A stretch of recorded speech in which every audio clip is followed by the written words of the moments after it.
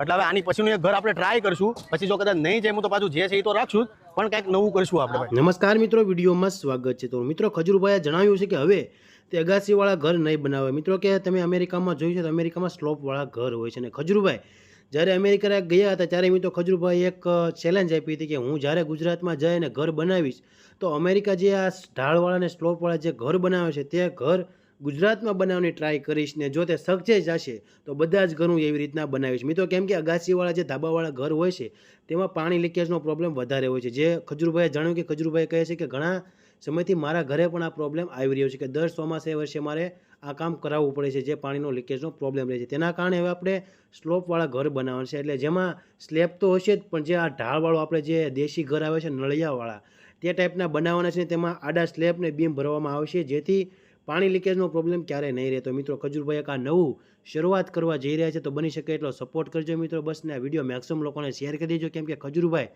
એક નવી શરૂઆત કરવા જઈ રહ્યા છે કે નવી એક્સપેરિમેન્ટ કરવા જઈ રહ્યા છે કે આ મકાન જો સક્સેસ જશે તો ખજૂરભાઈ ગુજરાતમાં બધા જ ઘર એવી રીતના સ્લોપવાળા જ બનાવવાના છે. તો આપણે ભગવાનને એવી પ્રાર્થના કરીએ કે આવું ઘર સક્સેસ જાય ને ખજૂરભાઈ જે શરૂઆત કરે છે તેનું તને ફળ મળે. તો બસ વિડીયોમાં આવો નવો સપોર્ટ કરતા રહેજો મિત્રો. ખજૂરભાઈ તમારી આજુબાજુ જ્યાં પણ આવે છે તો બની શકે તો ફ્રી ટાઈમે 1 થી 2 કલાક સેવા માટે અનિવાર્ય જવું જોઈએ.